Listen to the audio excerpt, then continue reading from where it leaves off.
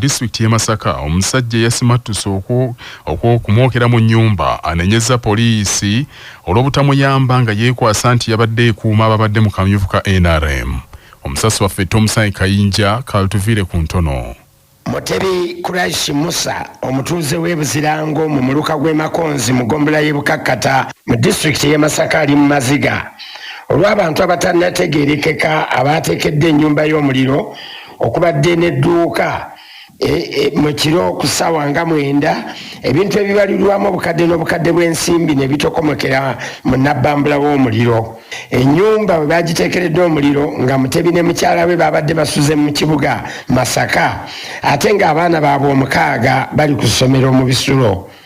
Mutebi nga yenna ali mu maziga ategeeza CBS temabegako basooka ne bamutemera ente ze 7 ne yeekubira enduulu ku poliisi naye teyayambibwa nga n'okutuusa kati abaazitema bali ku kyalo bayinaayina oluvannyuma lwa poliisi okubuzaawo fayiro ey'omusango gwe ng'alumirizza owa poliisi omu omukyala eyakoleranga ku kitebe kya poliisi ekya Namukaaka nti yeyabulankanya fayiro y'omusango gwe. Nina nnyiike y'amaanyi olw'obutayambibwa ebbanga ddene nga nfuna obuzibu nga sifuna buyambi okuva mu bitongole by'okwerinda era nga nafuna obuzibu ne boonoona ebintu byange ng'okutema ente zange okwagala okunzita emisango gyonna giga ku poliisi ne poliisi egikumpanyiza ebuziza obujulizi ne kkooti sifunye bwenkanya.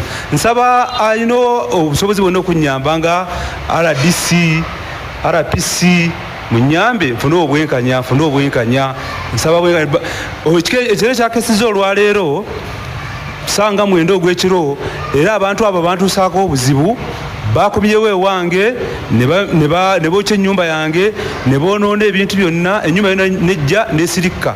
Nsaba buyambi. CBS ayogeddeko n'amyuka RDC wa Masaka District Robert Kambugu Ssenyonga n'agamba nti poliisi bagiragidde mu bwangu ekole okunoonyereza n'okukwata abaateekedde ennyumba ya mutuuze munnaabwe omuliro. N'agamba nti sabbiiti ejja bagendagenda e Bukakkata bakubeyo olukuŋŋaana.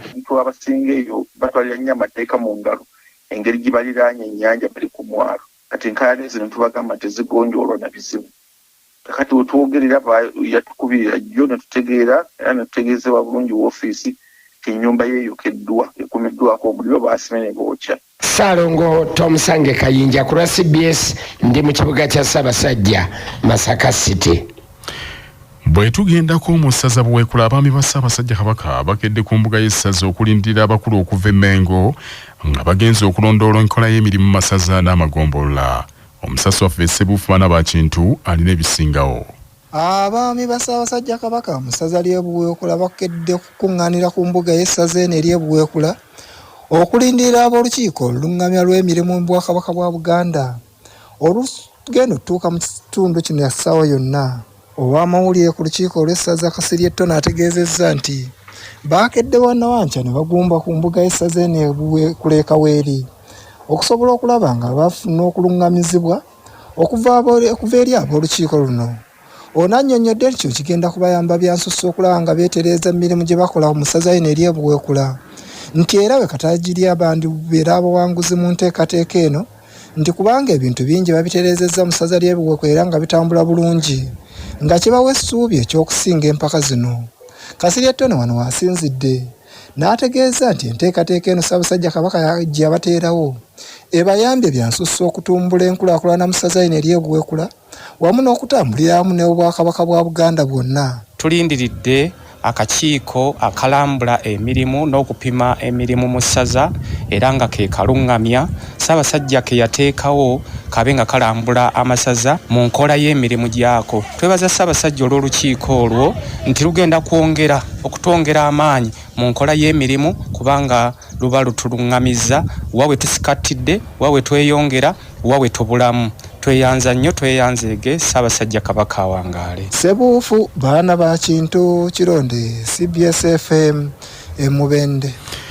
Kulidde mu lukiiko olwekennenya emirimu gy'amasaza mu Buganda Godfrey Male Busuulwa agambye nti emirimu gitambula kinnawadda era gye bakamaliriza basanze nga abaami ba Kabaka emirimu gyabwe okutwaliramu bagitambuza kannabwala.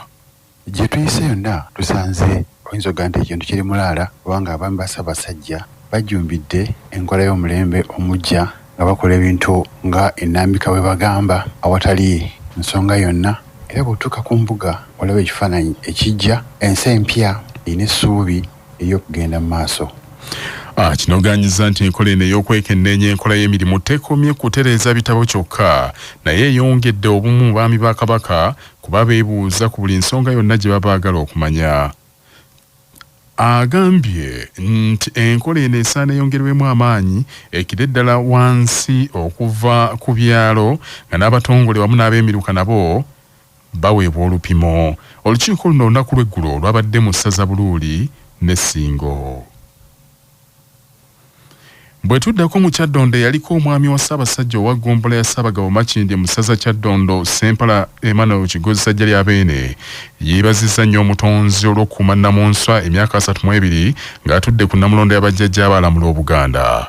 Ssempala ayozaayozezza nnyo maaso moogi olw'obukulembeze bwe obulungi kwe kukikaatiriza nti abakulembeze kakana abanoonya akalulu mu kadde kano omusingi abasinga obungi baagujja mu gavumenti ya Beene. Bw'otuuse ku bukulembeze ate Mukama wange n'osooka kubanga singa ne Uganda yaffe eno ekwataganya ensonga nga bw'ozikutte Ssaabasajja Kabaka singa tuli bulungi nnyo kubanga system ya governance n'osanga nti mu Buganda mwonna tulina baminisita 7 bokka naye nga gavumenti erina 8 ate emirimu ne gigaana okutambula si bwe tweyanze weebale nnyo weebalire ddala. Ssempala Kigozi Ssajja lya Beene ne bannange bwe tuyise mu kutendekebwa mu Buganda bwe tuyise mu bukulembeze obw'ennono ngamba naliko w'omuluka Deputy Ssaabagabo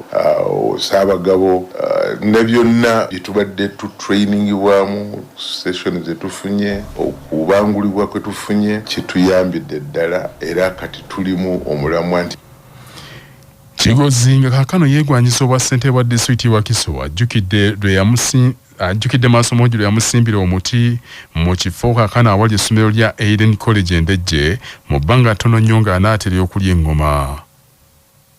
Njazayiza Ssaabasajja Kabaka emyaka 32 gy'amaze ku Nnamulondo y'abajjajjaabe tuwulira essanyu ppitirivu Ssaabasajja Kabaka era tukuyozaayoza naye ate nze nga Ssempala Kigozi Ssajja lyo mpulira essanyu ppitirivu kubanga emyaka gy'omaze ku Nnamulondo ate era nze mulimu kyesisobola kwerabira yadde akatono bwe kati nti nga 31 March 1993 sebo wakyalako ku eyali faamu kati yafuuka essomero n'otusimbira omuti. Mu ssaza Buddu President wa Rotary Club y'ekaliisizo mu disitulikiti y'Ekyotera President wa Club omujja Rotarian Ssenyondo Julius atuuziddwa mu butongole n'obubaka eri bannakyotera okwatirako Rotary Club eyo okudduukirira abali mu bwetaavu. Rotarian Ssenyondo Julius ye President wa Rotary Club y'ekaliisizo wa 23 azze embigere bya Kyeyune Muzeeyi ng'omukolo gw'okumutuusa gumbujjidde ku Nabisere Hotel alayiziddwa Past Assistant Governor Vian Chaudhry. Mu mwaka gwa Rotary guno President omujja Ssenyondo Julius agambye nti bagenda kusoosowaza nnyo oggulira amasomero g'Ekyotera Entebbe abayizi kwe batuula n'okuyamba amasomero okufuna wegatereka ebitabo ng'enteekateeka eno egenda kuwemmenta ensimbi obukadde 21 mu emitwalo 25. Era tutunuulidde nnyo engeri abayizi gye bakozesaamu ebitabo kubanga tukitegeddeko nti amasomero mangi nnyo okusinziira ku kunoonyereza kwe twakoze mangi nnyo mu kitundu kyaffe galina ebitabo naye entereka yaabyo si nnungi. Tutunuulidde entereka yaabyo ate n'abayizi kwe batuula ebyo bye tugenda okuteekako nnyo essira omwaka guno nga tutunuulidde nnyo ebyenjigirizo. Abadde omugenyi omukulu ku mukolo ogwo Past Assistant Governor Pag Vinay Chaudhry asuubizza okuyamba Rotary Club eyo ku pulojekiti y'oggulira amasomero Entebbe era wadde ensimbi obukadde 2 ez'entandikwa. Omulambuzi w'amasomero mu disitulikiti y'Ekyotera Mathias Kigoya asanyukidde nnyo enteekateeka ya Rotary Club eyo ey'okuyamba amasomero agambye nti amasomero mangi okutwaliramu naddala aga bonna basome tegalina wegatereka bitabo. Nga gavumenti naddala amasomero aga gavumenti twege tusinga okuteekako essira kubanga gabeerawo okuwaaba abanaku abateesobola. Gavumenti etuwa ebitabo naye n'osanga nga biri mu bokisi kubanga tewaliiwo wetuyinza kuteeka mu shelves. Ate nga tukimanyi abasomya ebitabo emirundi mingi ekitabo okironda olw'okuwola byetayito yaakyo.